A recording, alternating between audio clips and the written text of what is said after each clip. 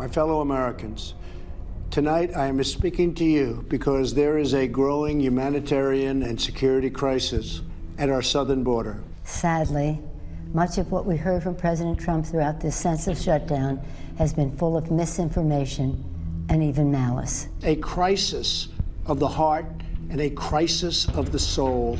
This president just used the backdrop of the Oval Office to manufacture a crisis, stoke fear, and divert attention from the turmoil in his administration.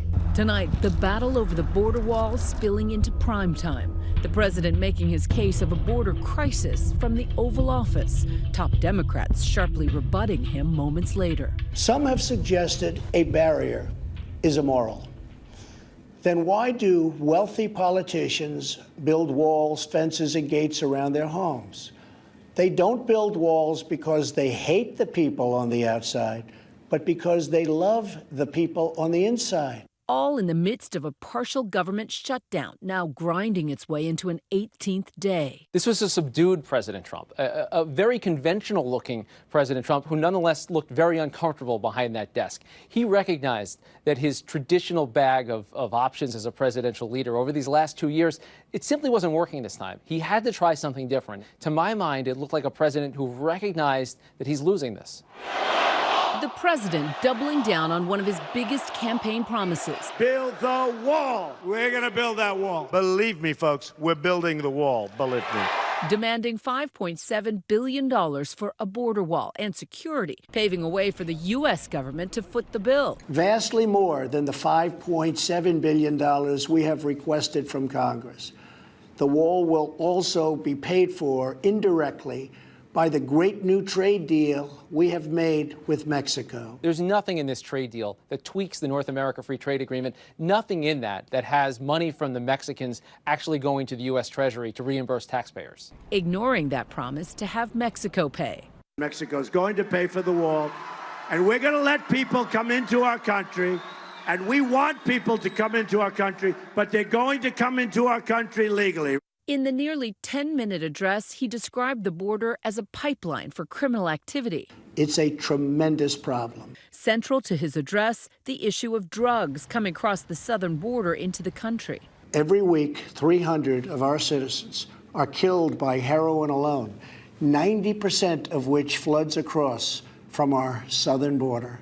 More Americans will die from drugs this year than were killed in the entire Vietnam War. And while America is in crisis due to the opioid epidemic, most of those illegal drugs are not being smuggled through gaps along the border. Drugs that are smuggled into the country from the south and most often are smuggled in through the ports of entry themselves. Drug smugglers will use vehicles with concealed compartments. My colleague Dan Harris saw the use of vehicles to smuggle drugs firsthand in Mexico. Papel carbón y los enplayan con agua y jabón para que no suelte la peste.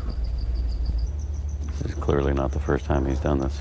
And at the border earlier today, my colleague Matt Gutman gave us a sense of the scope of the growing wall. Now, this is what the president has been talking about. This is actually a gate in the steel slats that the president has mentioned. And these are the steel slats. They're about 6 inches wide. I mean, it would take a tank to get through these. They're probably about 16 feet tall or so, maybe 20 feet.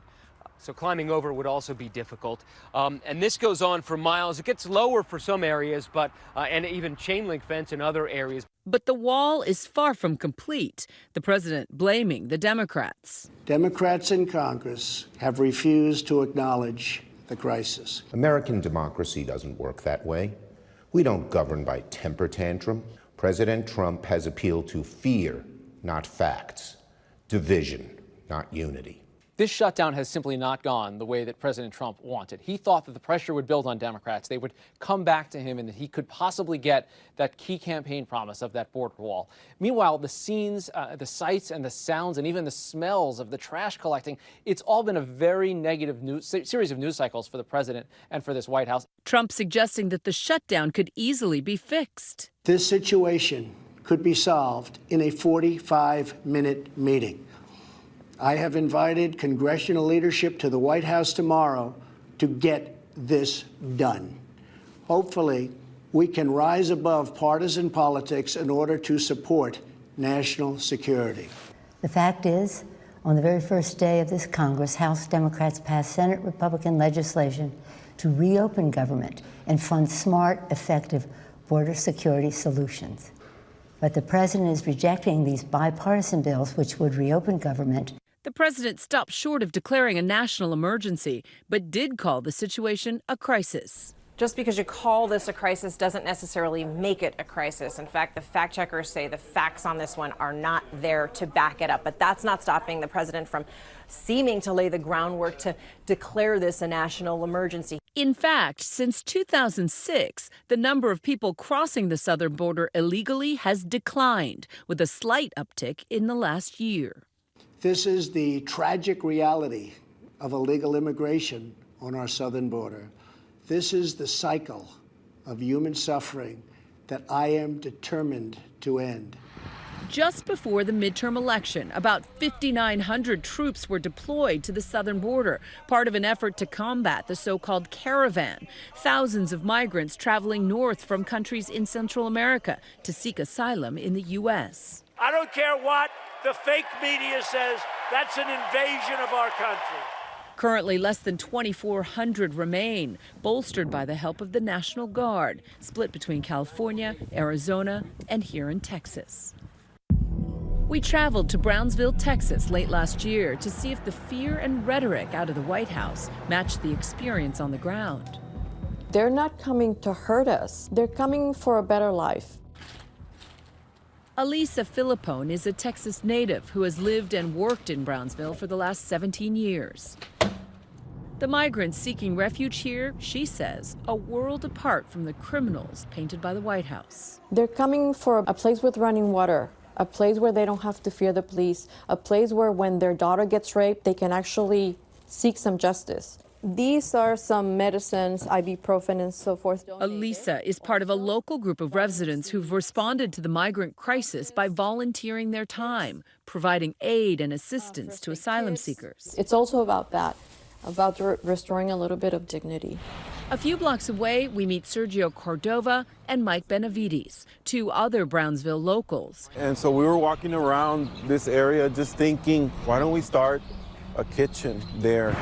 Inside is another Brownsville volunteer, Brendan Tucker. No, she helps me out like buying things in Mexico.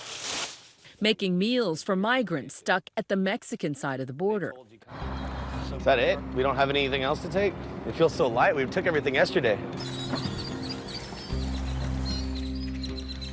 We are with Sergio and his team. They have the dinner packed up, and then we are currently crossing over from Brownsville over to Mexico via the port of entry.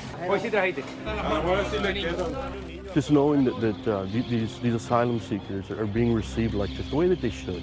They're being received in an American way, you know, with open arms. That's what America's all about. It always has been. The range extends all the way to the river. But for another Brownsville resident, Gilbert Garza, it's not so black and white. When you have 1,000 people trying to come into any area, it's definitely something that will raise eyebrows and concerns on what's going to happen. Garza manages a gun range here in town and says his clientele is divided on the issue of immigration. We want productive people in society to come to the United States. As long as they go to the right channels, I'm not opposed to the people like that at all. Tonight in Washington, far away from that border wall, a continued stalemate and increasing frustration as the shutdown looms heavy. And the president is set to visit the border on Thursday. Hi everyone, George Stephanopoulos here. Thanks for checking out the ABC News YouTube channel. If you'd like to get more videos, show highlights, and watch live event coverage, click on the right over here to subscribe to our channel, and don't forget to download the ABC News app for breaking news alerts. Thanks for watching.